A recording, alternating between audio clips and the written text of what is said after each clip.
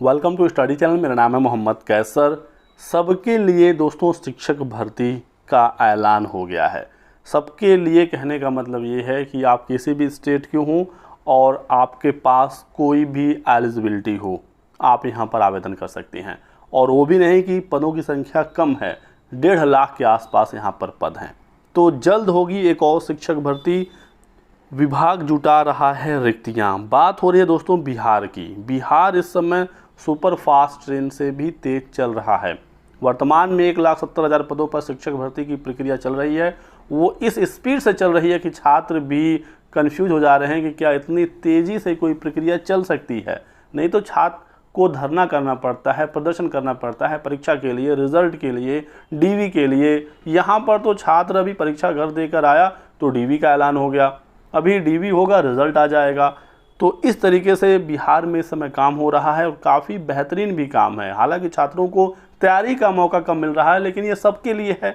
ये ऐसा तो है नहीं कि किसी को ज़्यादा समय मिल रहा है, किसी को कम समय मिल रहा है।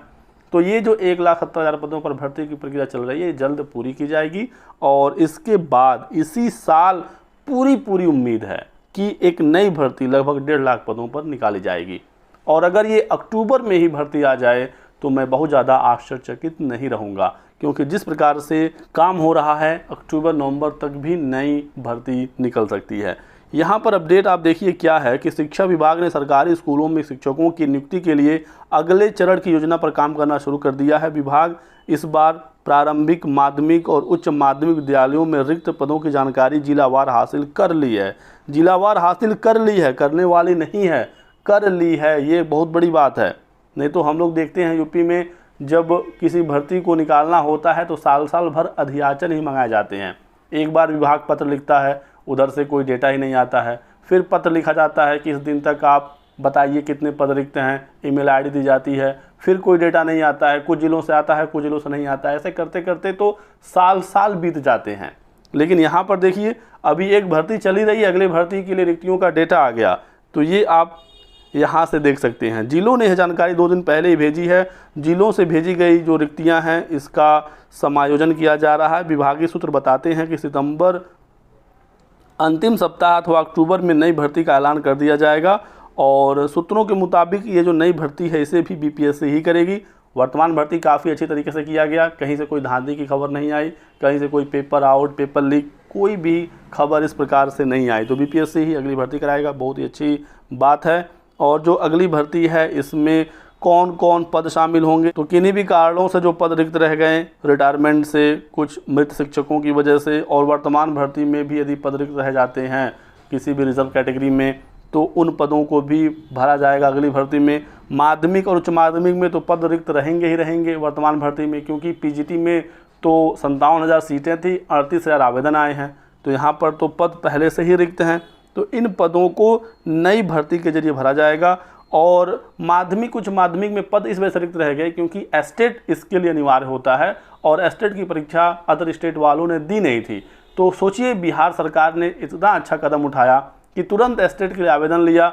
अभी छात्र सोच रहे थे कि हम इसकी तैयारी करेंगे, 4 सितंबर को उसकी परीक्षा है, अगले 3-4 दिन के बाद 4 से 15 सितंबर के बीच में सभी विषयों की एस्टेट की परीक्षा हो जाएगी। 18 सितंबर को इसका रिजल्ट भी आने की खबर निकल कर आ गई है। अब इतना जल्दी जो एस्टेट का प्रोसेस है वो हो रहा है, इसी वजह से अक्टूबर में नई भर्ती का भी ये विज्ञापन निकाल सकते हैं, क्योंकि इतना जल्दी एस्टेट कराने का क्या मतलब है। तो आप लोग भर्ती के लिए बिल्कुल रेडी रहिएगा, नहीं तो विज्ञापन आ जाएगा और आपके पास फिर से समय नहीं बचेगा पढ़ने के लिए। अक्टूबर नहीं तो नवंबर दिसंबर तक तो भर्ती आनी ही आनी है, ये आप मान कर चलें। और ये जो 1.5 लाख वाली खबर है, मैं अपनी मर्जी से नहीं कह रहा हूँ। देख सकते हैं शिक्षक भर्ती का दूसरा चरण साल के अंत तक, इसी साल के अंत तक आने वाला है और लगभग 1.5 लाख इसमें पद होंगे। तो इसमें दोस्तों 1 to 5 के भी पद होंगे। देख सकते हैं इस बार 6 to 8 के भी पद होंगे। वर्तमान भर्ती में 6 to 8 के पद नहीं थे। 9-10 यानी माध्यमिक टीजीटी के भी पद होंगे और पीजीटी 11वीं 12वीं उच्च माध्यमिक के भी पद होंगे। तो सबके लिए यहाँ पर भर्ती है। योग्यता की बात करें तो सीटेट पेपर 1 वाले 1 to 5 में, अब अगली भर्ती में बीएड यहाँ पर नहीं रहेगा, आपको पता ही है। सीटेट पेपर 2 वाले 6 to 8 में।